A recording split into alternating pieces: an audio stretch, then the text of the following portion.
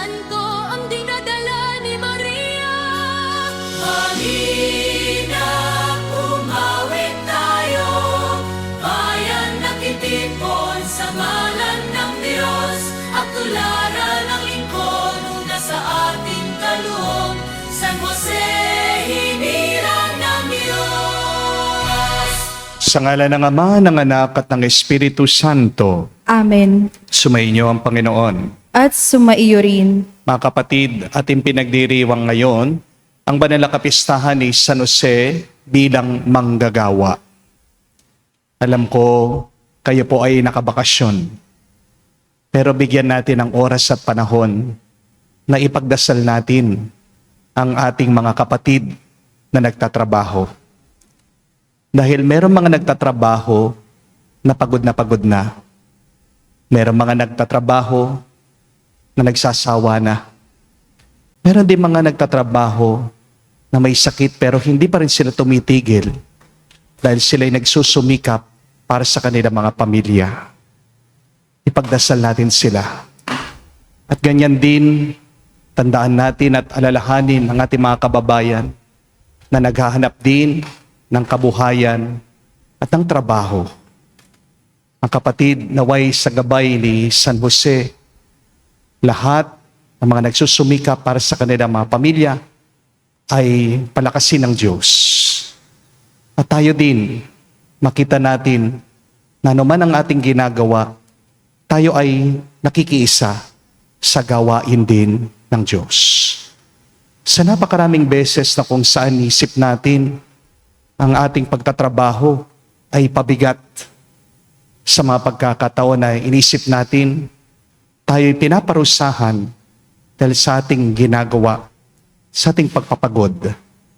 Hilingin natin muli ang awa, pagpapatawad ng Diyos.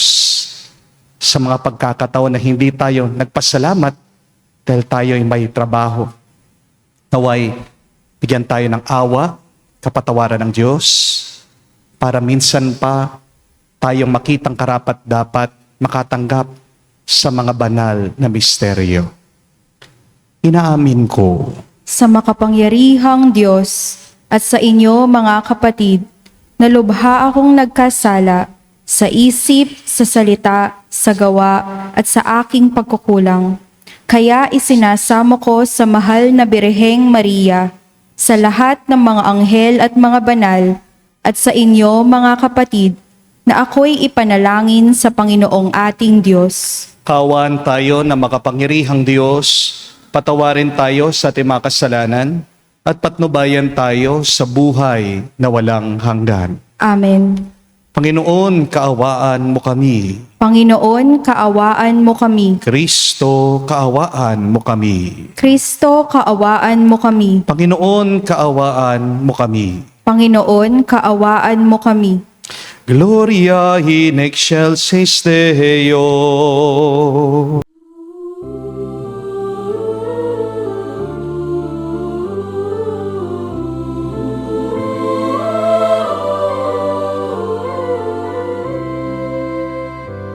Luwalhati sa Diyos sa kaitaasan, kaloob sa lupa ay kapayapaan. Pinupuri ka't ipinagdarangal, sinasamba ka dahil sa dakila mong kaluwalhatian. Panginoon naming Diyos, Hari ng langit, Amang makapangyarihan, Panginoong Hesukristo, buktong na anak ng Diyos, Kordero ng Ama. Ikaw na nag-aalis ng mga kasalanan ng sanlibutan. Tanggapin mo ang aming kahilingan, ikaw na nanuluklok sa kanan ng Ama. Maawa ka sa akin, ikaw lamang ang manal, Panginoong Hesukristo, kasama ng Espiritu, sa luwalhati ng Ama. Amen, amen, amen, amen. Manalangin tayo. Ama naming makapangyarihan, ikaw ang may gawa sa tanang umiiral at ang nagtakda sa batas ng paggawa para sa sangkatauhan. Ipagkaloob mo pakundangan sa pagkauliran at pagdalangin ni San Jose na maganap namin ang mga gawaing iyong iniatas at makamtan namin ang gantimpala na iyong pinangako. Sa pamamagitan ni Jesucristo kasama ng Espiritu Santo, magpa sa walang hanggan. Amen.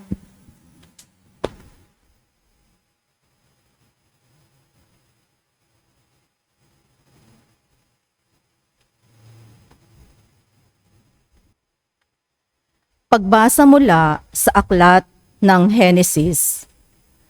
Sinabi ng Diyos, "Ngayon, lalangin natin ang tao. Ating gagawin siyang kalarawan natin.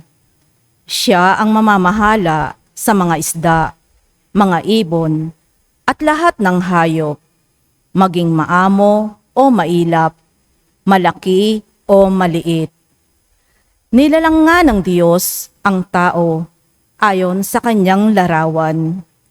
Lumalang siya ng isang lalaki at isang babae, at sila'y pinagpala. Wika niya, "Magpakarami kayo at punuin ang inyong mga supling ang buong daigdig. Pamahalaan ito. Binibigyan ko kayo ng kapangyarihan sa mga isda, sa mga ibon, at sa lahat ng maiilap na hayop, maging malalaki o maliliit.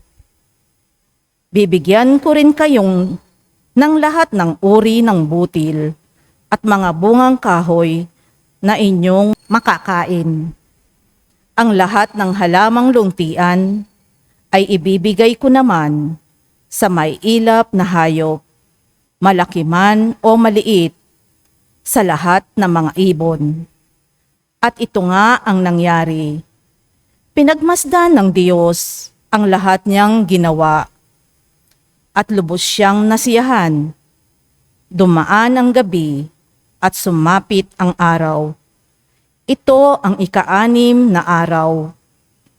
Gayon nilikha ng Diyos ang lupa, ang langit, at ang lahat ng bagay na naroroon. Sa loob ng 6 na araw, tinapos niyang likhain ang lahat ng ito, at siya'y nagpahinga sa 7 araw. Pinagpala niya ang 7 araw at itinanggi, sapagkat ang araw na ito siya'y nagpahinga matapos likhain ang lahat. Ang salita ng Diyos. Salamat sa Diyos. Poon kami pagpalain at iyong pagtagumpayin. Poon kami pagpalain at iyong pagtagumpayin. Wala pa ang mga bundok, hindi mo pa nilalalang, hindi mo pa nililikha itong buong daigdigan. Ikaw noon ay Diyos na, pagkat ika'y walang hanggan. Poon kami pagpalain at iyong pagtagumpayin. Yaong taong nilikha mo'y bumabalik sa alabok. Sa lupa ay nagbabalik kapag iyong inuutos.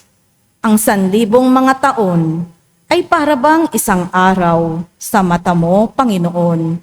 Isang kisap mata lamang, isang saglit sa magdamag na ito ay dumaraan. Poon kami pagpalain at iyong pagtagumpayin. Yamang itong buhay namin, maikli lang na panahon. Itanim sa isip namin upang kami ay dumunong. Hanggang kailan pa ba, Poon, titiisin yaring lagay nitong iyong mga lingkod sa gitna ng kahirapan. Poon kami pagpalain at iyong pagtagumpayin. Kung umagay ipadama, yaong wagas mong pag-ibig. At sa buong buhay namin, may galak ang aming awit. Ipakita sa lingkod mo ang dakila mong gawain. At sa sunod naming lahi, ipadama ay gayon din. Poon kami pagpalain at iyong pagtagumpayin. Alleluia, Alleluia, Alleluia. Alleluia, Alleluia, Alleluia. Alleluia, Alleluia, Alleluia. Alleluia, Alleluia, Alleluia. Alleluia, Alleluia, Alleluia. Alleluia, Alleluia, Alleluia. Manunubos naming mahal, salamat sa iyong patnubay at paglingap araw-araw. Aleluya, aleluya. Sumainyo ang Panginoon. At sumaiyo rin. Ang mabuting balita ng Panginoon ayon kay San Mateo. Papuri sa iyo, Panginoon. Nung panong yun, umuwi si Jesus sa kanyang bayan at nagturo sa kanilang sinagoga. Nagtaka mga nakarinig sa kanya. Sabi nila, saan kumukuha ng karunungan ng taong ito? Paano siya nakakagawa ng kababalaghan? Hindi ba itong anak ng karpentero? Hindi ba si Maria ang kanyang ina? At sina Santiago, Jose, Simon at Judas ang kanyang mga kapatid na lalaki? At dito nakatira ang kanyang mga kapatid na babae. Hindi ba? Saan niya natutunan ang lahat ng ito? At ayaw nilang kilalanin siya. Kaya't sinabi ni Jesus sa kanila, ang propeta'y ginagalang kahit saan, liban sa kanyang sariling bayan at sa kanyang sariling sambahayan. At dahil sa di nila pagsampalataya, hindi siya gumawa roon na maraming kababalaghan. Mga kapatid, ang mabuting balita ng ating Panginoon. Pinupuri ka namin, Panginoong Hesukristo. Magandang araw po muli sa inyong lahat. Meron pong isang kwento tungkol sa isang magsasaka. Araw-araw po siyang nagtatanim sa bukid. Pero ang kakaiba po dito sa magsasaka, kahit na anong panahon, napakasaya niya. Kahit na po El Nino o tagtuyot, hindi po nagbibwisit o umiinit yung ulo ng magsasaka. Kahit na po umuulan o bumabagyo, hindi po nag-aalala yung magsasaka na bumaha at masira yung kanyang mga tinanim. Nagtatanong po yung mga ibang magsasaka sa kanya, yung ibang tao, bakit hindi ka nai-stress sa pagtatanim mo? Bakit napakasaya mo palagi?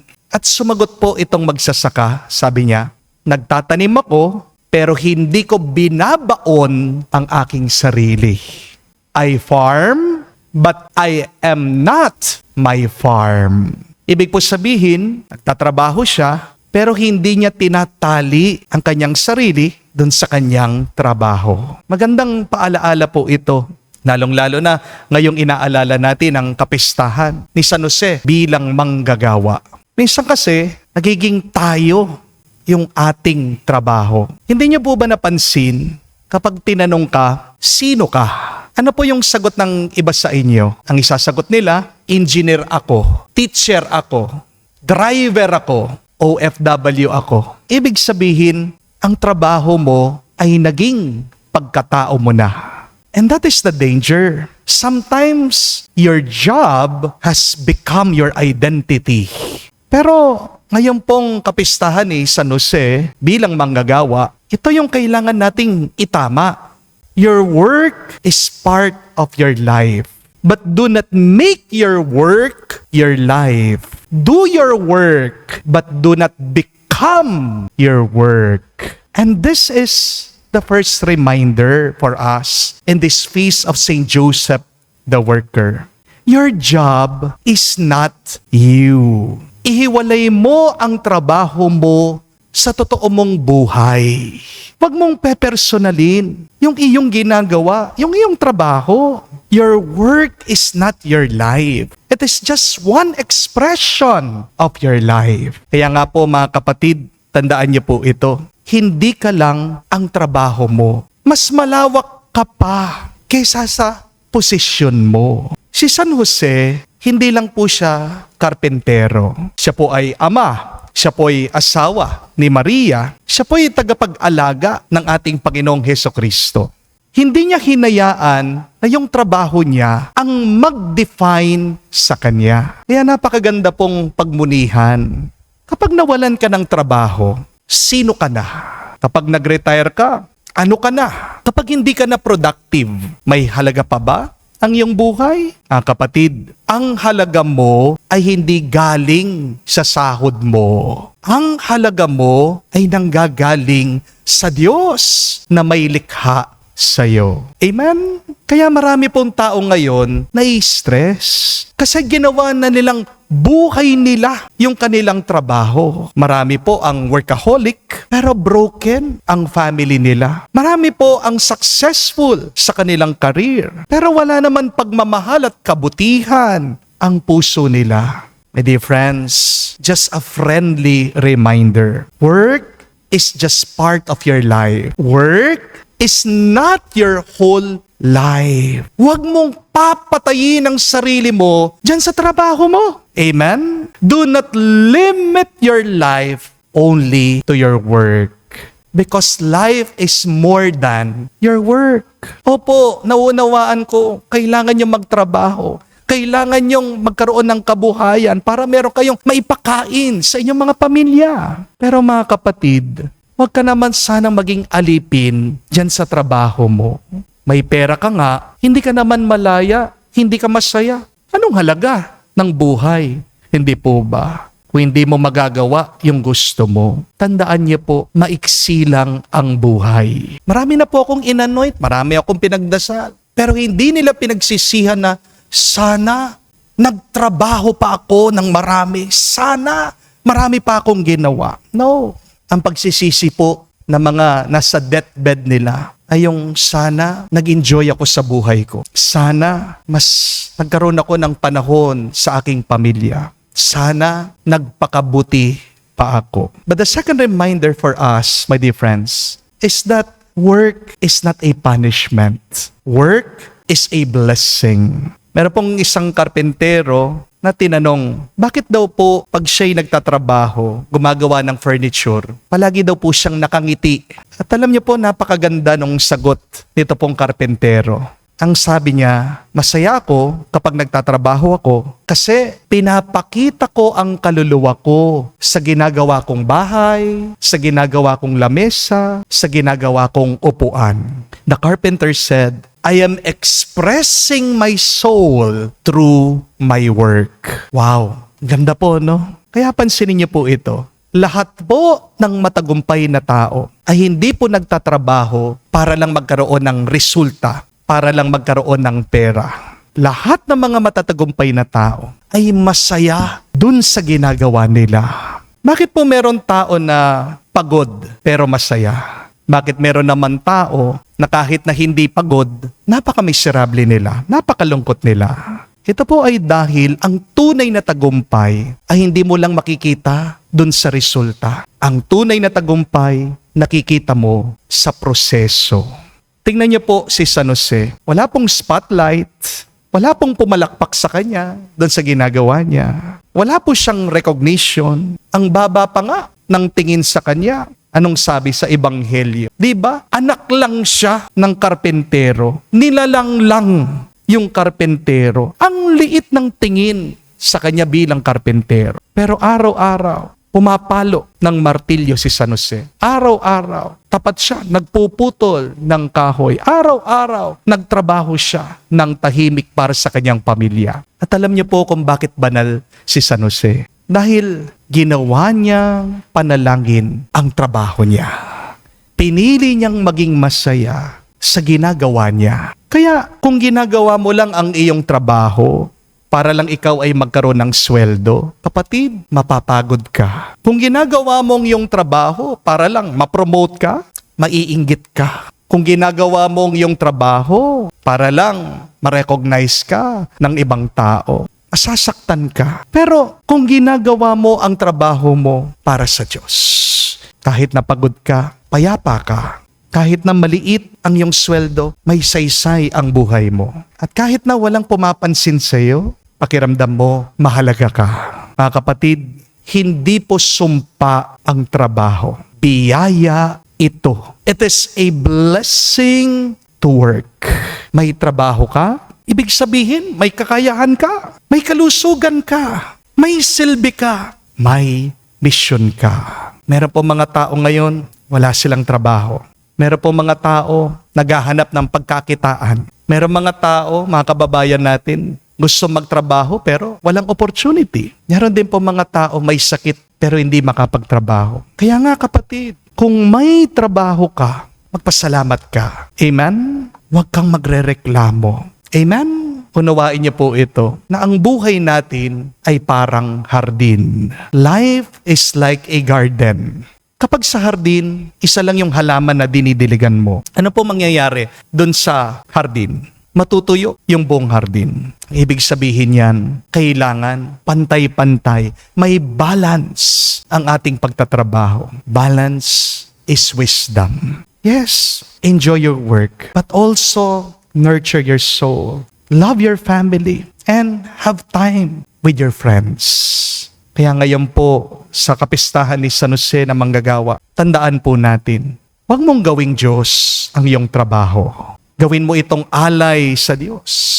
At hindi ka lang empleyado, hindi ka lang negosyante, hindi ka lang OFW, ikaw ay anak ng Diyos na nagtatrabaho, kasama mo ang Diyos. At huwag po nating kalimutan, it is a blessing to work, but it is holier to work with love.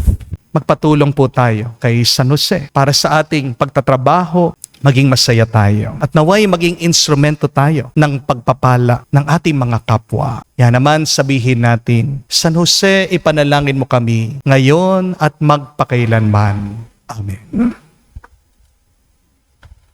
Tumayo po tayo. Alay po natin sa Diyos ang ating mga dasal at panalangin. Manalangin tayo kay San Jose para sa lahat ng ating mga pangangailangan. Ating sabihin, Panginoon, dinggin mo kami. Panginoon, dinggin mo kami. Ang simbahan naway magpatuloy sa pagpapahayag ng mga kahalagahan ng katarungan bilang susi sa ating kapayapaan. Manalangin tayo sa Panginoon. Panginoon, dinggin mo kami. Ang mga pinuno ng pamahalaan at mga ekonomista naway magsikap para sa makatarungang pamamahagi ng mga yaman at magtaguyod ng dangal ng lahat ng tao. Manalangin tayo sa Panginoon. Panginoon, dinggin mo kami. Ang mga negosyante naway gamitin ang kanilang mga pangkabuhayang interes para sa paglilingkod sa lahat. Manalangin tayo sa Panginoon. Panginoon, dinggin mo kami. Sa katahimikan po ng ating puso, sabihin natin sa Diyos ang ating mga personal na pangangailangan. Ama naming manunubos, sa pagsasama ng aming panalangin at sa pamamagitan ni San Jose, tulungan mo kaming makita sa aming pagkilos ang dangal ng paggawa. Hinihiling namin ito sa pamamagitan ni Kristo, aming Panginoon. Amen.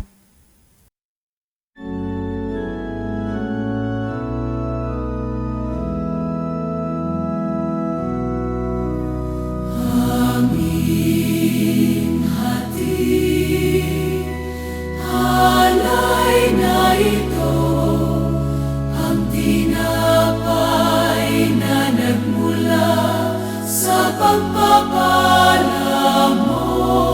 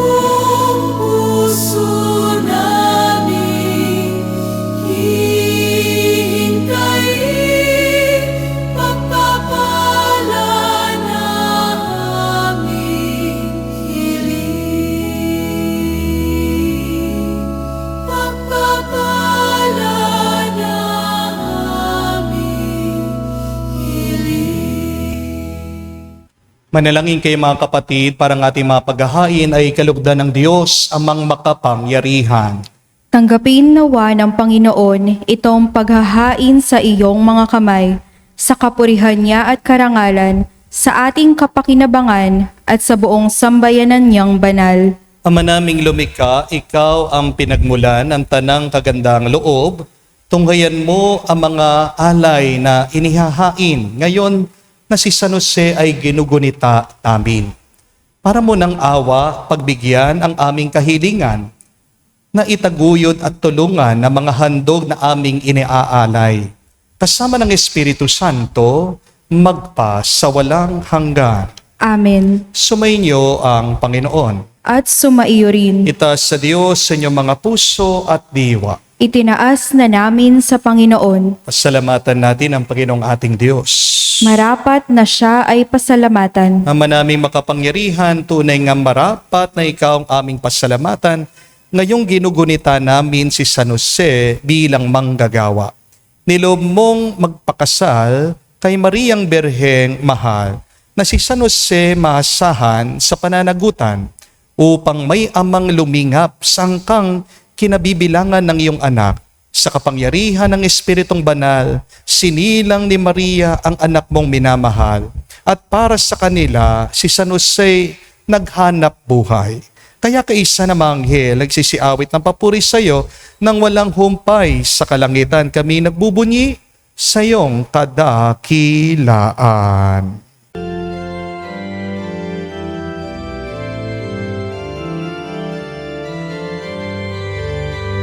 Santo, Santo, Santo, Panginoong Diyos ng mga hukbo, napupuno ang langit at lupa ng kadakilan mo. Hosana, Hosana, sa kainasan, pinagpalang na paririto sa ngalan ng Panginoon. Hosana, Hosana, sa kainasan. Hosana, Hosana, sa kainasan.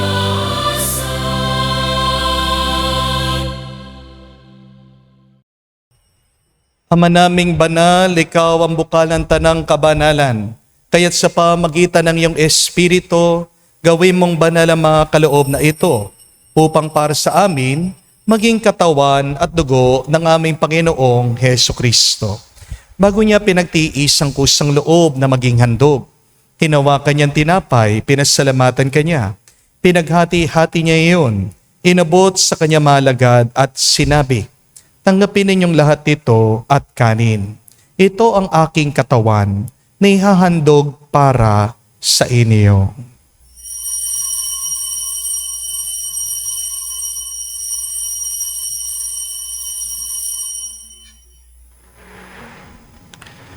Gayon din naman nung matapos ang hapunan, hinawakan niya ang kalis. Muli kanyang pinasalamatan, nabot niya ang kalis sa kanya malagad at sinabi, tanggapin ninyong lahat ito at inumin. Ito ang kalis ng aking dugo, ng bago at walang hanggang tipan. Ang aking dugo na ibubuhos para sa inyo at para sa lahat, sa ipagpapatawad ng mga kasalanan. Gawin ninyo ito sa pag-alaala sa akin.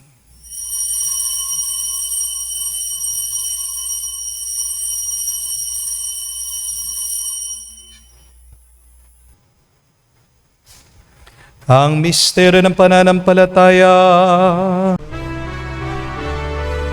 Aming ipinahayag na namatay ang iyong anak, nabuhay bilang Mesiyas at magbabalik sa wakas para mahayag sa lahat. Ama, ginagawa namin ngayon ang pag-alaala sa pagkamatay at muling pagkabuhay ng iyong anak. Kaya tinialay namin sa iyong tinapay nagbibigay buhay at ang kalis sa nagkakaloob ng kaligtasan. Kami nagpapasalamat dahil kami yung minarapat na tumayo sa harap mo para maglingkod sa iyo.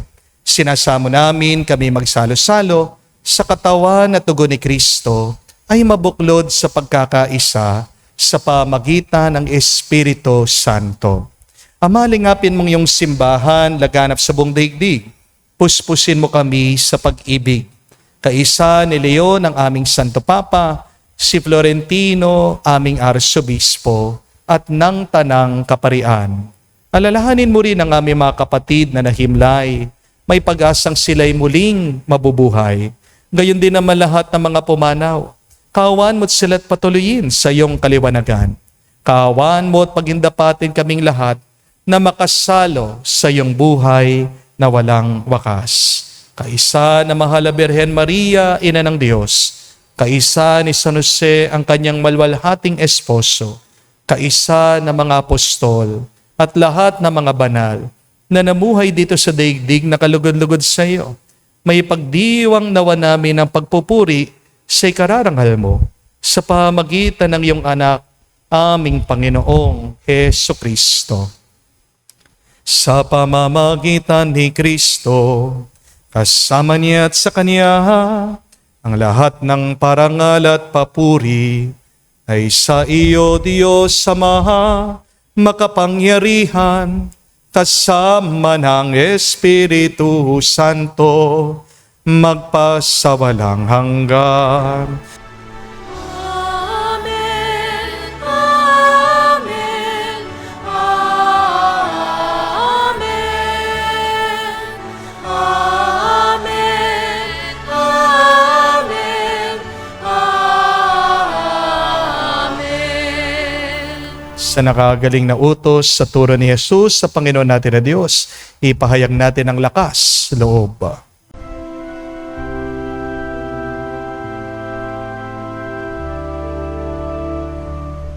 Ama namin, sumasalangit ka, sambahin ang ngalan mo, mapasa amin ang kaharian mo, sundin ang loob mo dito sa lupa para lang sa langit.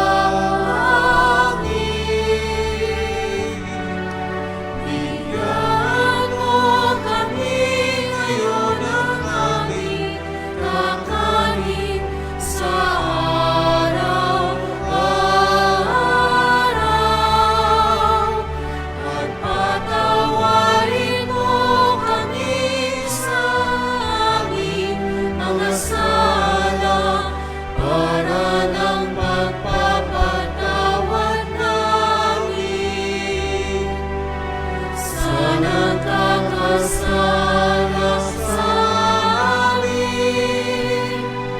At huwag mo kami ipahintulot sa tukso at iadya mo kami sa lahat ng masama. Hiniling namin kami adya sa lahat na masama, pagkalooban ng kapayapaan araw-araw, iligtas sa kasalanan, at ilayo sa lahat ng kapahamakan. Samantalang aming pinanabikan ang dakilang araw ng pagpapahayag ng tagapagligtas naming si Jesucristo. Sapagkat iyo ang kaharian at ang kapangyarihan at ang kapurihan magpakailanman. Amen. Panginoong Jesucristo, sinabi mo sa mga apostol, kapayapaan ang iniiwan ko sa inyo. Ang aking kapayapaan binibigay ko sa inyo. Tunghayan mo ang aming pananampalataya at huwag ang aming pagkakasala. Pagkalooban mo kami ng kapayapaan at pagkakaisa ayon sa iyong kalooban. Kasama ng Espiritu Santo, magpa sa walang hanggan. Amen. Kapayapaan ng Panginoon ay laging sumainyo. At sumaiyo rin. Magbigayan po tayo ng kapayapaan sa bawat isa. Pisuin niyo po, kapayapaan po sa inyong lahat. Cordero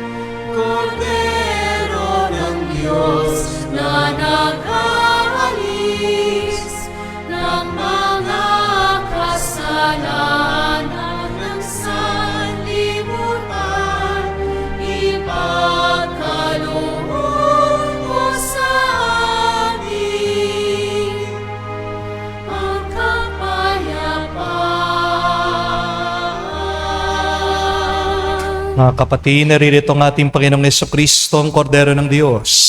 Siya nag-aalis sa mga kasalanan ng sanlibutan. Mapalad tayong lumalapit sa piging ng Kordero. Panginoon, hindi ako karapat-dapat na magpatuloy sa iyo, ngunit sa isang salita mo lamang ay gagaling na ako.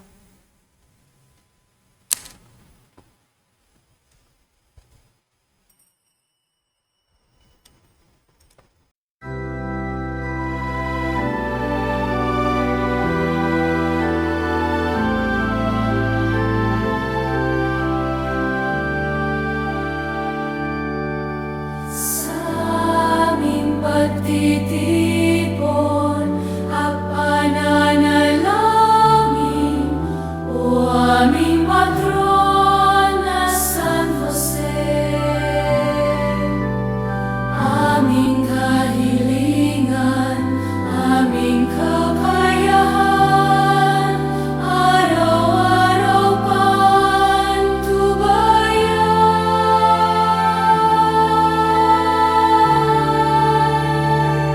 Patron namin San Jose, akayin mo kami kay Jesucristo sa buhay na walang hanggan. Aming mga pamilya at buong sambayanan, yakapin mo.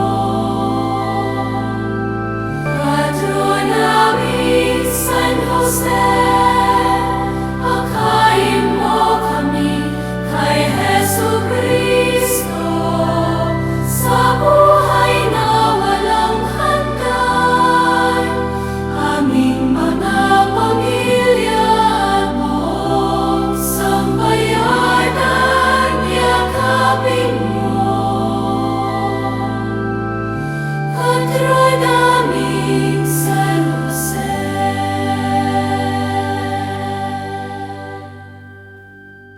Manalangin tayo.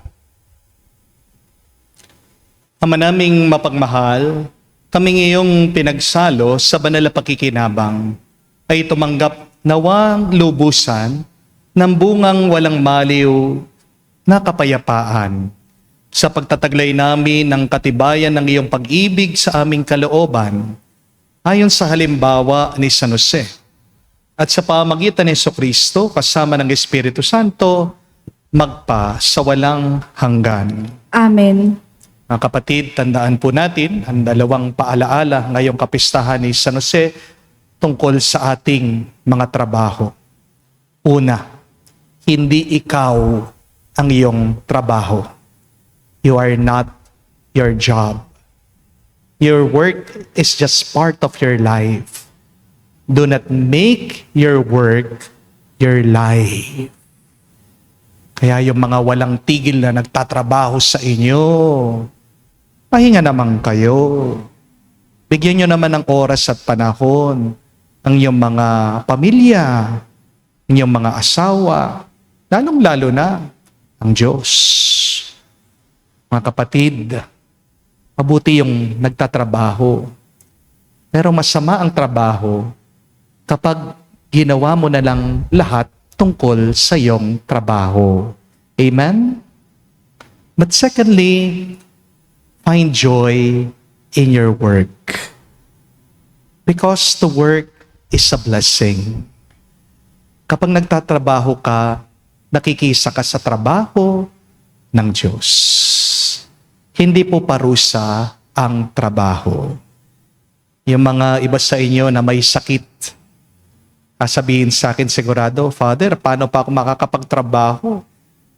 Nasa kama na lang ako, hindi na ako makagalaw. Ang trabaho nyo ay magpahinga. Amen? Ang trabaho nyo ay magdasal para sa inyong mga pamilya. Amen? Mahalagang trabaho po yan. At kahuli-hulihan, kailangan balansihin natin ang lahat. Kahit naman po ang sasakyan, kapag hindi balanse ang mga gulong, yan ay magigewang-gewang. Madali ka maaksidente kapag hindi balanse ang iyong sasakyan. Ganyan din po sa buhay. Mahirap makarating sa karya ng Diyos kapag hindi pantay ang iyong buhay. Mga kapatid, ora et labora. Sabi po ni San Benedicto, ibig sabihin, pray and work. Tingnan niyo po, doon sa kasabihan niya, ora et labora. Inuna niya yung panalangin bago yung trabaho. At maganda din na gawin mong panalangin ang iyong trabaho. Diyan magiging mas pinagpala ang buhay mo. Sumainyo ang Panginoon. At sumaiyo rin. At kayo basbasan ng Diyos, makapangyarihan sa lahat, sa ngalan ng Ama, ng Anak, ng Espiritu Santo. Amen. Ang ating misa ay natapos na. Pumayo kayo sa kapayapaan ni Kristo. Salamat sa Diyos.